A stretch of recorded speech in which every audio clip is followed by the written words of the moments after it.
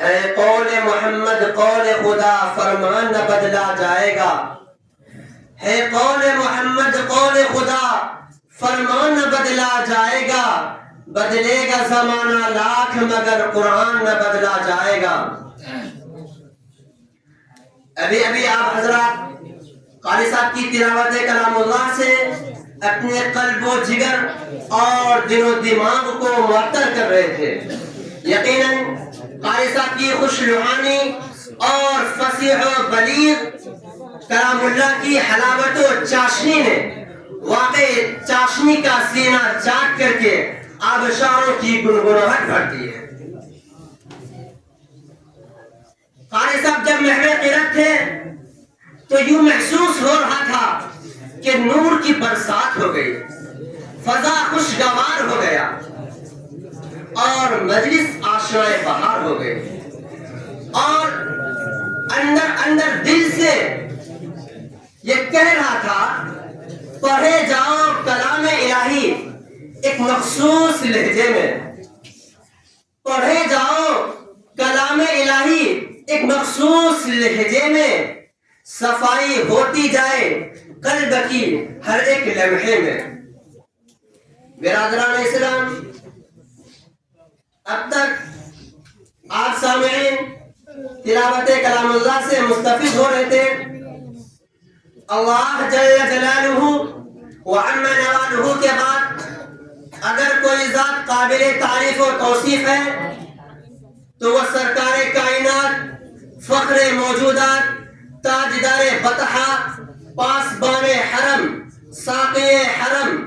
ساقی کوثر، شافع محشر، امام الانبیاء والرسل، خاتم النبیین والمرسلین، مدینے کے تاجدار، جنت کے سردار، حوض کوثر کے سردار، جنگوں کے سپہ سالار، ہم غریبوں کے غمگسار، سید و ابرار و اخیار، آقا نامدار، شہنشاہ ذی وقار، گلشن ہستی کے اولین و آخرین، نازش ہر دو جہاں، شاہ حرم، قائد عرب و عجم، فخر الانبیاء والصدیقین والصالحین،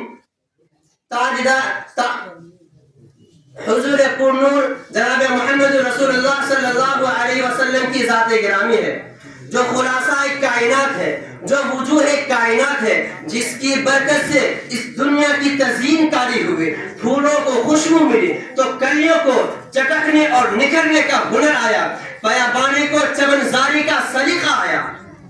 ایسی ذات بے مثالی کی جن کی پیدائش کے لیے اللہ رب العزت نے ساری دنیا کو، سرزمین عرب کو چنا، عرب کی سرزمین سے مکے کو چنا، مکے کی سرزمین سے عبداللہ کے گھر کو چنا، اور عبداللہ کے گھر کو چنا۔ اس گھر میں آپ صلی اللہ علیہ وسلم کی ولادت باسعادت ہوتی ہے۔ آپ صلی اللہ علیہ وسلم کی جب ولادت باسعادت ہوئی تو پوری دنیا کفر و شرک سے پاک ہو گئی، اور اس سرزمین پر پیارے آقا صلی اللہ علیہ وسلم کی مدح سرائی ہو رہی تھی۔ حضرت آمنہ کہتی ہے کہ جب سے یہ بچہ پیدا ہوا ہے میرے قلب و جگر میں کئی ناموں نے دستک دی ہے، لیکن زبان پر صرف محمد اور محمد آ رہا ہے۔ حضرت آمنہ کہتی ہے میں نے اتنا خوبصورت اور حسین بچہ پورے جزیرۃ العرب میں نہیں دیکھی ہے۔ ادھر سے آپ کے دادا جان حضرت عبد المطلب آتے ہیں اور کہتے ہیں اے بیٹی جان تو کیا کہتی ہے کہ میں نے اتنا حسین و جمیل بچہ پورے جزیرۃ العرب میں نہیں دیکھا، تو کیسے دیکھ سکتی ہے؟ تو ایک گوشے میں رہنے والی باعزت خاتون ہے، تو کہاں باہر جاتی ہے کہ تو دیکھے گی؟ مجھ سے پوچھو، میں تجارت کے غرض سے ملک شام کا سفر کرتا ہوں، عراق کا سفر کرتا ہوں، ملک کے اور گوشے اور خطے کا سفر کرتا ہوں، لیکن قسم ہے رب کعبہ کا اتنا حسین و جمیل بچہ آج تک میں نے اس روئے زمین پر نہیں دیکھا۔ اسی اسنا پر رحمت الہی جوش میں آتی ہے اور اعلان ہوتا ہے اے جبرائیل جاؤ، روئے زمین پر میرے حبیب کی مدح سرائی ہو رہی ہے، جاؤ میرے حبیب کی مدح سرائی کر کے اپنا نام بھی فہرست میں درج کرا لو۔ اسی وقت حضرت جبرائیل اللہ کے حکم سے روئے زمین پر تشریف لاتے ہیں اور کہتے ہیں اے آمنہ تو کیا کہتے ہیں؟ میں نے پورے جزیرۃ العرب میں اتنا حسین و جمیل بچہ نہیں دیکھا. اے عبد المطلب تو کیا کہتا ہے میں نے ملک کے خطے خطے اور گوشے گوشے کا تجارت کے غرض سے سفر کیا لیکن اتنا حسین و جمیل بچہ نہیں دیکھا. ارے مجھ سے پوچھو میں جبرائیل میں نے عرفات کے میدان میں حضرت آدم علیہ السلام کو دیکھا. میں نے کشتی کے ملاح بنتے ہوئے حضرت نوح علیہ السلام کو دیکھا. میں نے آگ پانی ہوا میں حکومت کرتے ہوئے حضرت سلیمان علیہ السلام کو دیکھا. میں نے نمرود کے آگ میں کودتے ہوئے حضرت ابراہیم علیہ السلام کو دیکھا. میں نے چھری کے نیچے ہنستے کھیلتے ہوئے حضرت اسماعیل علیہ السلام کو دیکھا. میں نے رب سے ہم کلامی کرتے ہوئے حضرت موسیٰ علیہ السلام کو دیکھا. میں نے حضرت عیسیٰ علیہ السلام کو آسمانوں پر پرواز کرتے دیکھا. میں نے اسے بھی دیکھا جسے وقتان ایدیہن جسے دیکھ کر مصر کی عورتیں نے اپنی انہیں تلاش لی. اسی پر حضرت عائشہ کہتی ہے جس نے حضرت یوسف علیہ السلام کو دیکھ کر اپنی انہیں کٹا لی کاش کہ وہ میرے محبوب کو دیکھ لیتے تو اپنے آپ کو کاٹ دیتے.